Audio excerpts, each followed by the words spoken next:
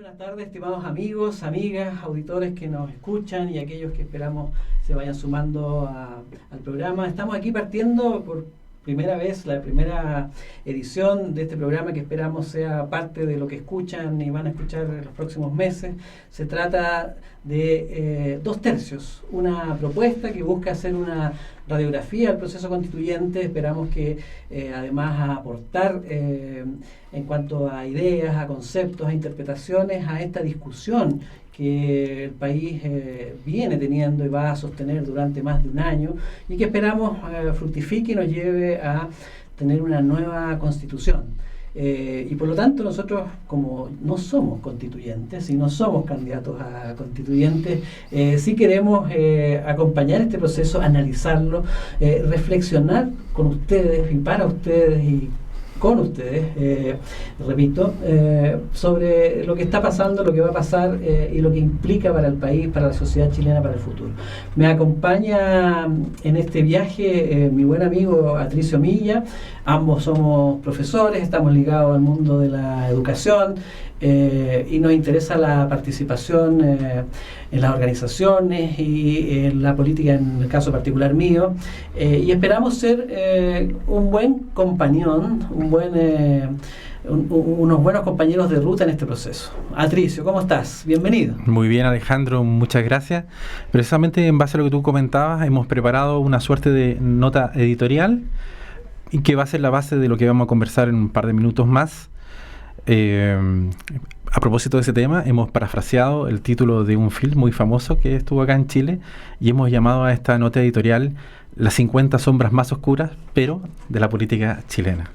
Estimados auditores, como ocurre con las personas, los procesos políticos también tienen luces y sombras. Lo ocurrido el 15 de noviembre de 2019 en Chile, en un convulsionado edificio del Congreso Nacional en Santiago, cierra muchas historias secretas, y eso es lo interesante.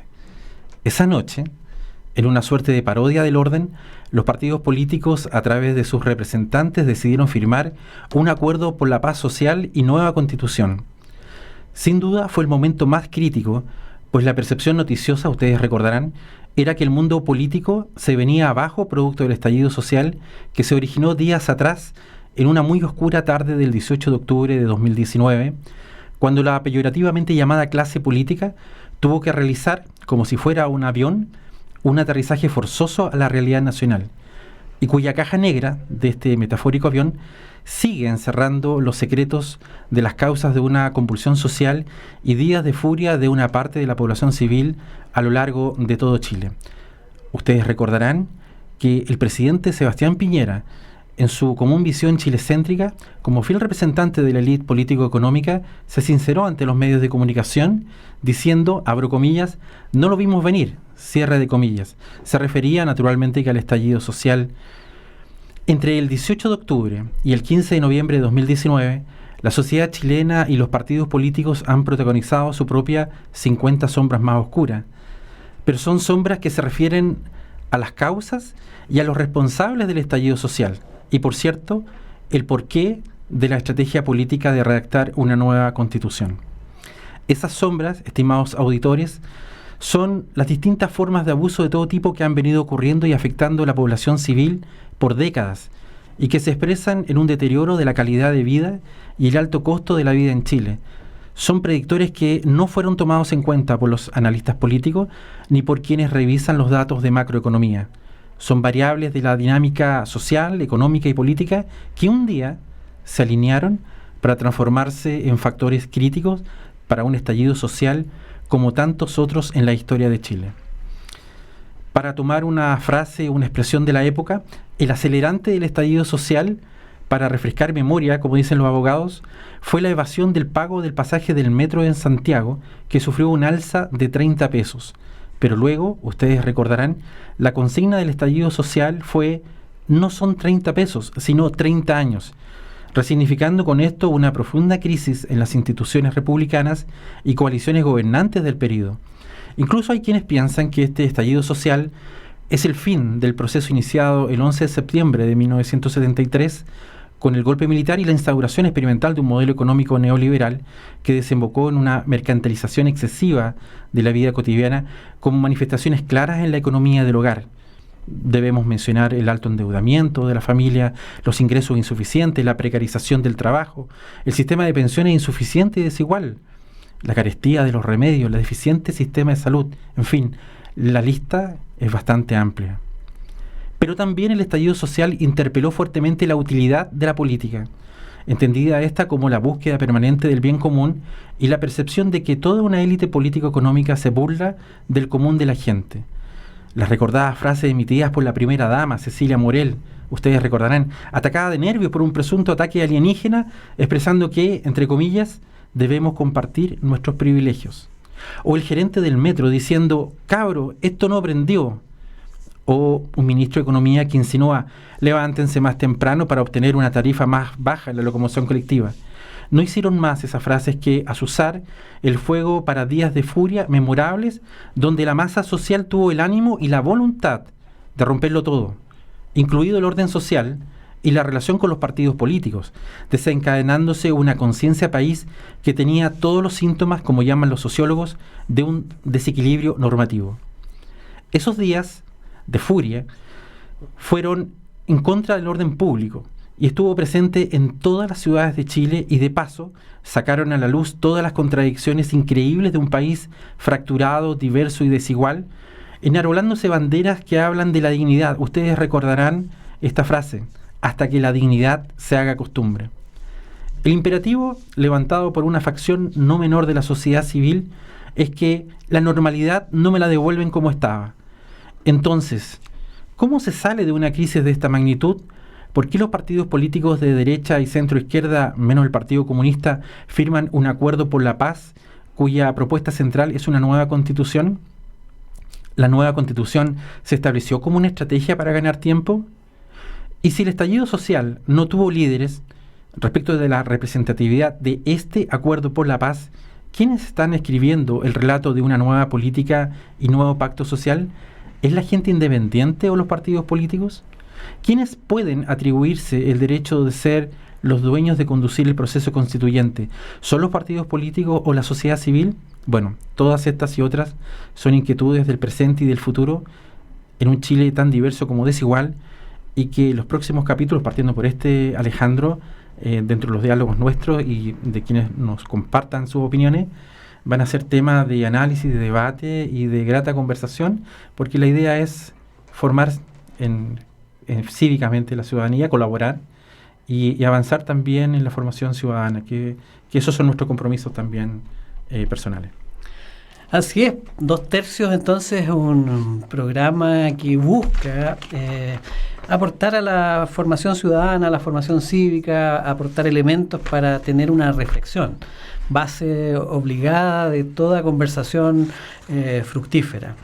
Y como tú lo reiteraste, Atricio, esta pregunta de quién es verdaderamente el dueño del proceso constituyente en el que estamos nos va a acompañar durante todas estas sesiones, durante todos estos programas y durante todo este año, espero yo, porque la tarea es magna, es una tarea titánica. Hacer una constitución no es algo sencillo, y lograr una constitución que concite acuerdos entre la ciudadanía y que concite la lealtad de la mayoría ciudadana es aún más difícil, y por lo tanto la tarea en la que nos hemos embarcado como país es titánica, y hay un montón de escollos para lograrlo, pero también hay un montón de necesidades y hay un montón de razones para hacer este esfuerzo y para buscar acuerdos que, como se ha establecido, rondan en los 2/3 de los futuros constituyentes. Así que nos vamos a abocar de lleno a esta tarea y vamos a partir señalando que hoy día tenemos algunas certezas. Partimos este proceso en la incertidumbre, hay una prehistoria de este proceso, la discusión constituyente en Chile es antigua, no es a partir de octubre, pero se acelera con el estallido social y de las incertezas hemos ido pasando poco a poco a las certezas. Tuvimos un plebiscito, una abrumadora mayoría de los que allí participó, porque la participación, con ser alta, histórica, igual es relativamente alta, no es total, se inclinó esa mayoría en la participación por una constitución a partir del trabajo que elabore una asamblea constituyente. Y hoy día ya sabemos, tenemos a nivel nacional 1.463 candidatos, no es poco. Tenemos 194 candidatos que declararon su intención de participar por los cupos o escaños reservados para pueblos indígenas. Tenemos además una aceptación que es un poco menor, 1.191 candidatos a nivel nacional quedaron habilitados para participar en el proceso, 182 por los cupos para pueblos indígenas. En el distrito 6, que es nuestro distrito, los números son un poco más modestos, tenemos 9 listas. Hay 9 listas que representan un amplio abanico. Ya vamos a analizar ese abanico en una especie de dial constituyente, de izquierda a derecha, de derecha a izquierda, como quieran verlo. 69 nombres, 69 personas se animaron, se entusiasmaron y consiguieron cumplir con los requisitos necesarios para inscribirse, y 27 de ellos declaran abiertamente que son miembros de partidos, desde partidos de izquierda extrema como la Unión Patriótica a coaliciones de derecha que incluyen a extrema derecha como los republicanos, ¿cierto? 27 personas declaran entonces que son miembros de partidos, mientras que 42 declaran que son independientes, y por lo tanto, pero como una propia lista lo señala, ya lo vamos a ir viendo y conociendo eso, algunos se declaran independientes no neutrales, y por lo tanto seguramente hay otros que son independientes no tan independientes o independientes no tan volátiles. Bueno, lo iremos descubriendo. Esa es la idea de este programa, entrar en materia sobre estas características. Así que luego de escuchar un grupo de ciudadanos con su opinión acerca de quién es el dueño de este proceso constituyente, nos vamos a la pausa para entrar en materia.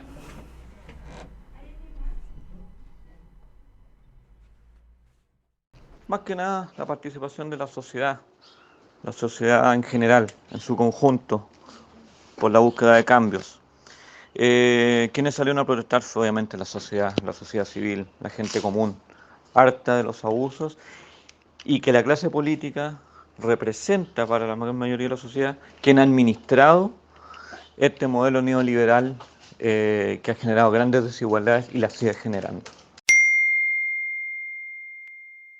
Este proceso constituyente no debería tener dueño, ni menos partidos políticos, ¿cierto?, se estén adueñando de un proceso constituyente. Si bien los partidos políticos son parte de nuestra organización, ¿cierto?, son parte importante a la larga, este proceso en particular le pertenece a las organizaciones sociales, a las organizaciones territoriales, que tienen que tener una representación efectiva en este proceso y también una representación efectiva en las decisiones que se van a tomar de aquí en más.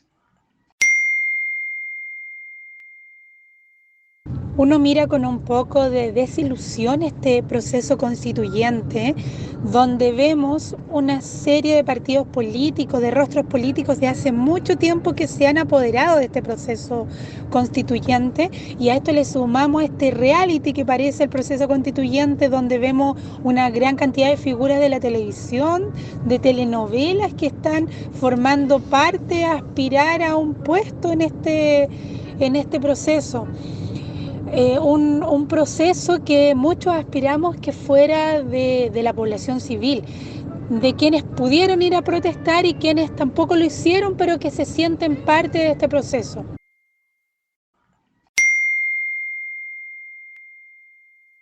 En mi opinión, en un proceso tan trascendental para una nación como es la redacción de su Carta Magna, es la sociedad civil quien está llamada a plasmar sus valores y principios y no solamente una élite política y social.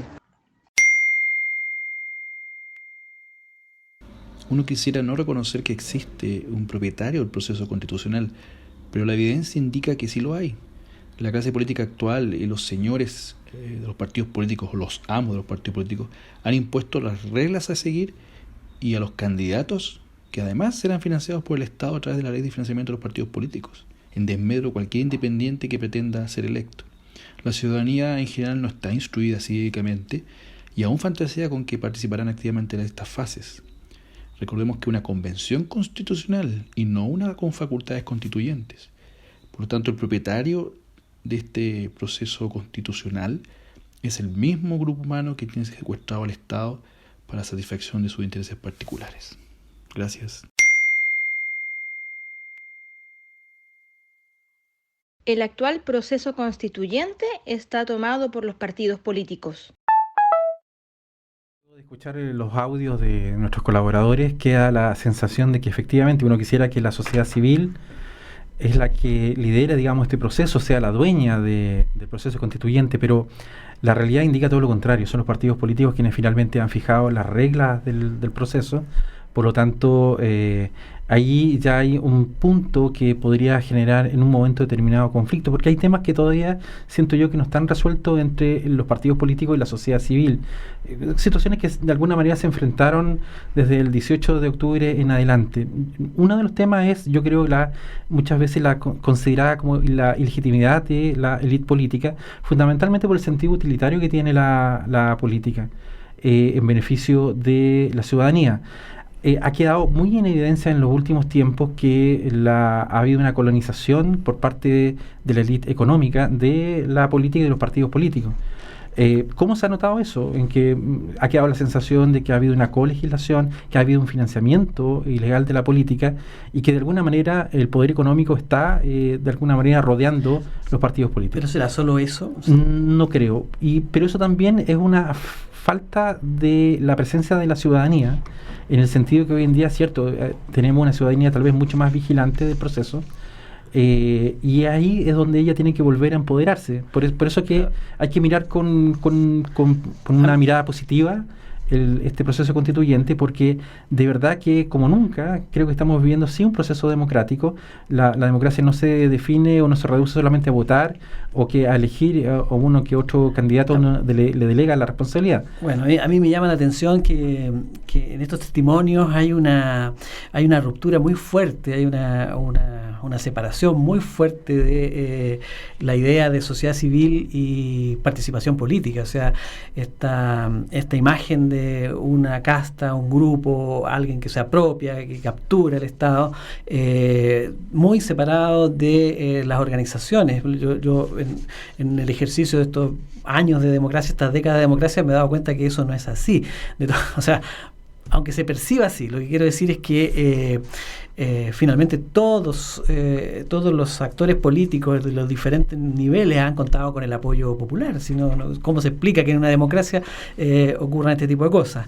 ¿Qué tanto ha hecho la sociedad civil para participar en este proceso? Me viene a la idea épocas como la del Chino Río joven, cuando todo el mundo no estaba ni ahí. Claro, partiendo por el Guaripola, que era el Chino Río, que hoy día sí está ahí. Entonces, yo creo que la génesis de este problema, que es grave, que lo vamos a ver más adelante también, que es un problema gravísimo que tenemos, esta separación, esta ruptura, este abismo que existe, la génesis es muy antigua y probablemente tiene que ver con lujos, descuidos o omisiones que tuvimos en la primera etapa de la transición. Vamos a escuchar ahora otro grupo de testimonios, a ver qué nos dicen los ciudadanos de nuestro territorio.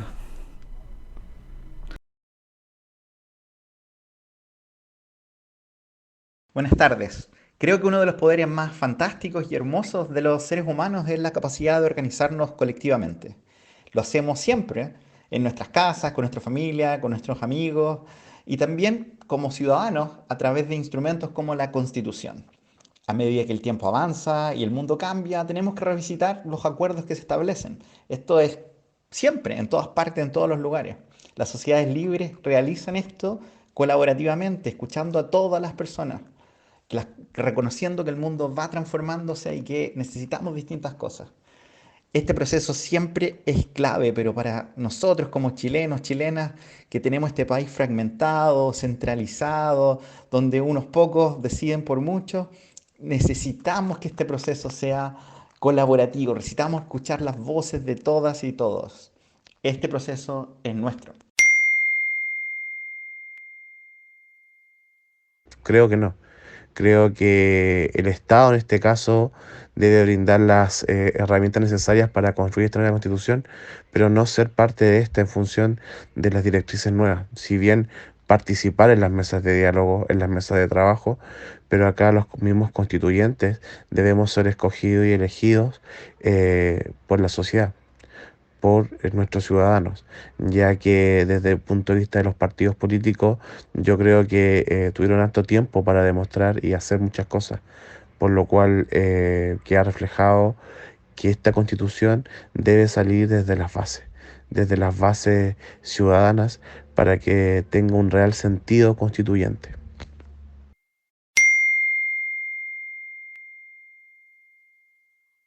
Este proceso constituyente es único y especial, porque en él podremos encontrar una mixtura entre independientes y partidos políticos, que pueda hacerlo realmente representativo de la sociedad que queremos construir.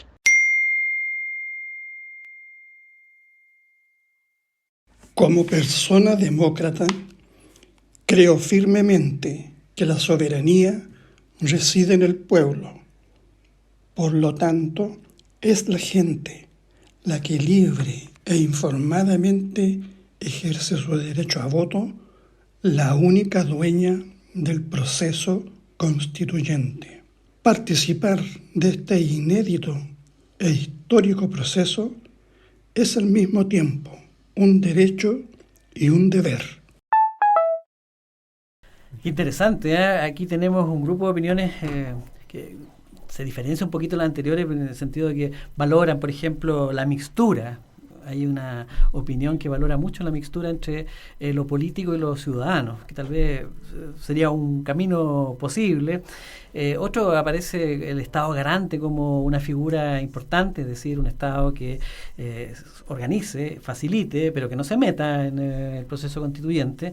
La organización y la participación de la sociedad y la comunidad organizada, ¿cierto? También es importante.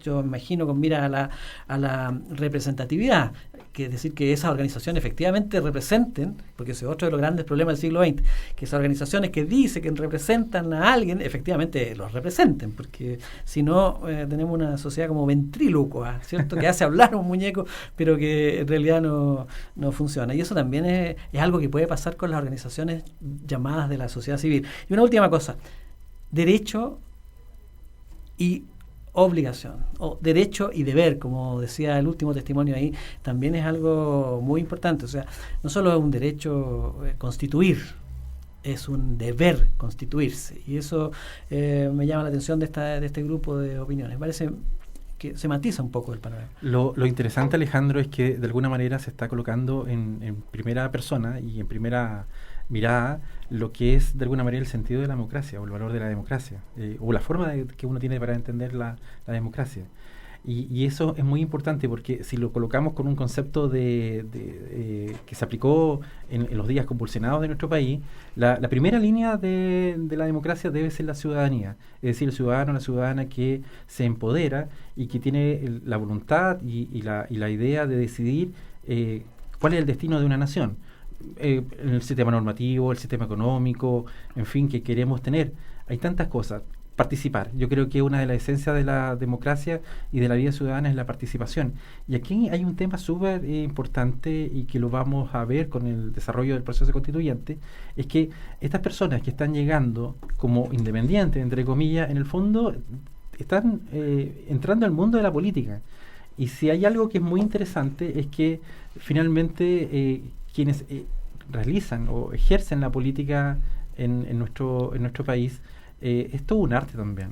Hay que estar preparado, hay que tener una mirada de cuáles son los problemas económicos, políticos y sociales en una mirada tal vez mucho más global. Pero eso que acabas de mencionar es de suma importancia, Atricio, porque finalmente yo tengo la percepción de que estamos en una situación sin salida. Al escuchar los testimonios de las personas, pareciera que hay un camino sin salida. ¿Cómo hacer política sin los partidos políticos? O cómo tener una buena política sin los políticos con más experiencia. Entonces, eso los antiguos, los griegos ya lo habían detectado, ese tipo de problema lo llamaron aporía, es decir, sin camino de solución. Nosotros estamos en una aporía organizacional, estamos en una aporía en que no es fácil encontrar la solución.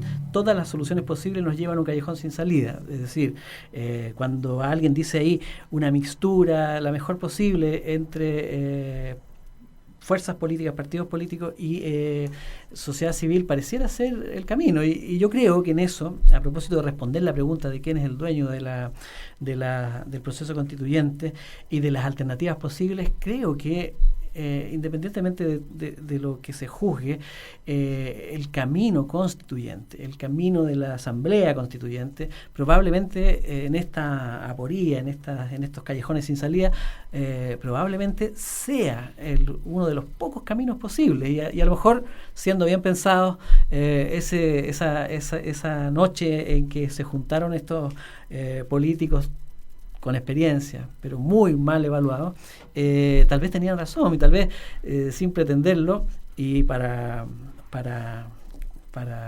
alegría nuestra en un futuro hipotético, tal vez tomaron el mejor de los caminos posibles. Interesante eso, pensemos en las aporías y en esta aporía organizacional en que está la sociedad chilena. Pero por lo mismo yo siento que la mejor forma de unir nuevamente el partido político, porque en esto hay que separar la política de los políticos primero, ¿no? La mejor forma de volver a unir la política con la ciudadanía es que la política recupere su función utilitaria. Uno de los eslogans de esta crisis social que hubo fue: no son 30 pesos, son 30 años. Por lo tanto, en los políticos, que son los que finalmente están tomando decisiones desde el punto de vista de la legislación o de la mirada del desarrollo de un país, lo que tienen que hacer finalmente es volver a relacionarse con la ciudadanía, volver a pensar soluciones a los problemas sociales, económicos y políticos que vive nuestra sociedad. Mira, una última cosa antes de ir cerrando este programa, porque se nos hizo brevísimo. Decir, por ejemplo, que de las 9 listas, 4 de estas listas reconocen abiertamente su militancia. Está la lista Unión Patriótica, que es izquierda extrema, la lista de la Apruebo Dignidad, que sería algo así como una izquierda light, la lista del Apruebo, que es centro, un poquito centro-derecha, y la lista de Vamos por Chile, que es derecha, desde derecha moderada hasta extrema derecha. Y eso es lo que se reconoce militancia. Pero si uno hace el ejercicio interesante de ordenar en un espectro que vamos a ir confirmando, las listas independientes, tenemos la lista del pueblo, que es una lista independiente, pero que resulta que es independiente de izquierda o izquierda ultrona. Movimientos Sociales Independientes, que es una izquierda también extrema, pero un poquitín más moderada que la anterior. Luego los Independientes por una nueva constitución, que es una lista de independientes que son no neutrales, pero que sería el equivalente a la lista de la Apruebo Dignidad, PS, PPD, que está ahí. Son independientes light o flight, como me gusta decir a mí, porque se pegan una volada así un poco posmoderna, digamos. Bueno, está Decisión Ciudadana, que es una lista, y ya vamos a hablar de ella, que es una lista que es más bien de Quilpué, Villa Alemana, que es una lista como bien local, donde está el choclón de la población de la región, que podría ser definida como una lista de centro-izquierda. Y una candidatura independiente que vamos a destacar en algún minuto, que es de un sanfelipeño. A propósito, si alguien no ha leído los listados, es Benjamín Lorca, que es una candidatura independiente ligada al mundo evangélico, derechamente. Yo conocía a Benjamín en unos programas de radio que hicimos aquí hace algunos años atrás, y es una lista independiente, pero de centro derecha. Y ahí está el panorama. O sea, finalmente muy independientes serán, pero si los ubicas en un dial político, no hay tanta independencia en torno al foco ideológico, si se quiere.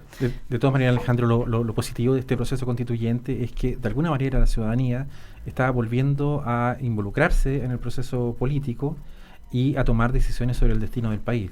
Y ahí yo creo que vamos a ver algo positivo entre esa mixtura o esa unión nuevamente del gusto por la política con un sentido público, y es lo que todos esperamos. No queremos más revueltas donde se destruya todo, sino que efectivamente la ciudadanía empoderada logre desarrollar un país en base a propuestas cívicas y de un carácter político que nos pueda proyectar a largo plazo en nuestro país. Es importante, no queremos que se queme todo, como alguien me estaba recordándonos hace un par de días. Lo que queremos sí es responder a la pregunta.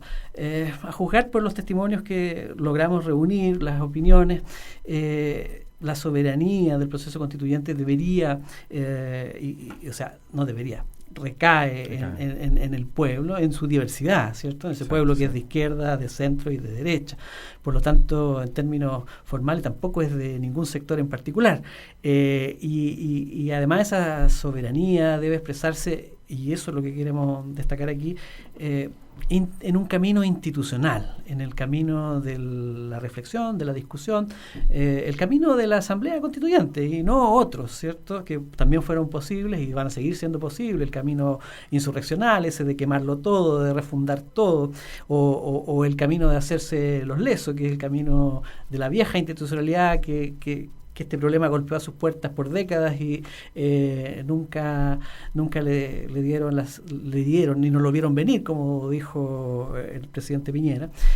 No es que no hayan visto venir, es que no querían ver que venía. Claro, y por lo tanto nos encontramos hoy día en un proceso en que esperamos que de las 69 personas que tenemos en el Distrito 6 resulten electos 4 mujeres y 4 hombres que, independientemente de dónde se ubiquen en este dial político, ¿cierto?, representen los anhelos y los deseos de la mayoría de las personas que van a votar por ellos, y que una vez que los elijan,